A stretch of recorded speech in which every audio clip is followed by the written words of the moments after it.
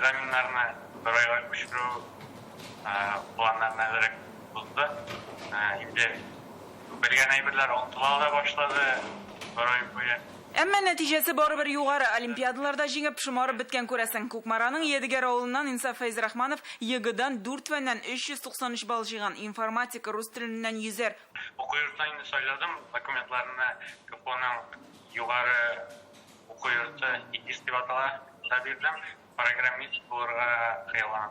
Менә Бөгелмәдән Евгения Орешкина рус теле химиядан 200 бал җыйган. Алар мәктәп район горурлыгы быел гомумән 100 бал җыючылар саны арткан. Рус теле, рус әдәбияты, информатикадан. Әмма инде 5 ел дәвамында чит телләрдән 100 бал җыючылар юк. Уртача күрсәткечне алсак, Россия күләмендә алар югары кала. Һәм республика буенча кайбер фәннәрдән үсеш бар, икенчеләреннән нәтиҗә начаррак.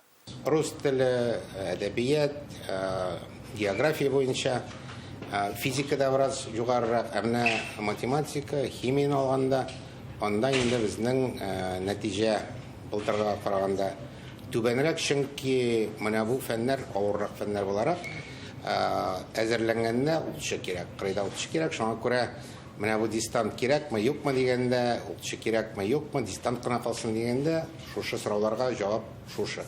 Телефон кулланганга 2 шпаргалкадан күчергәнгә 5 укучы имтиханнан чыгарып җибәрелә. Аларның нәтиҗәләре саналмый, киләсе елга кабат имтихан тапшырасылары була. Тиешле иң түбән балны җыя алмаганнарны да шул ук язмыш көтә. Андыйлар да арткан. Узган ел математикадан 179 кеше тиешле бал җыя алмаса, быел инде 328. Имтихан нәтиҗәләре белән канәгать булмаучылар да арткан. Махсус комиссияга 912 шундай эш тапшырылган. Алар каралуда. Бүгенгә 87се чыгарылыш сыйныф укучылары файдасына хәл ителгән.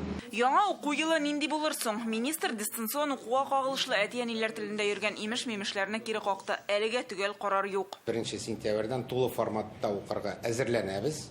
Әгәр дә инде Роспотребнадзор яки безнең республика штабы нидә булса үзгәреш кертсә, без аңа да әзер. Мәктәпләр балаларны кабул итәргә башлангыч сыйныф укучыларын бушлай тукландырырга әзерләнә. Шулай да карар Роспотребнадзор һәм Россия мәгърифәт министрлыгыннан. Гөлназ Сайфетдинова, Гадел Миндубаев, Яңа гасыр каналы. Документ алган яшьләр югары уку йортларына килә. Казан федераль университетына 62 мең абитуриент гариза биргән, гәрчә узган ел бу күрсәткеч 8 меңгә күбрәк булган. Бу елның кабул итү кампаниясендәге үзенчәлекләре турында бүген туры эфирда сөйләделәр. Гариза электрон рәвештә генә кабул ителә. 4 меңнән артык чит ил вәкиле Казан федераль университетында белем алырга теләк белдергән. Искәртеп узабыз, әлеге уку йортына өстәмә 180 бюджет урыны бирелде.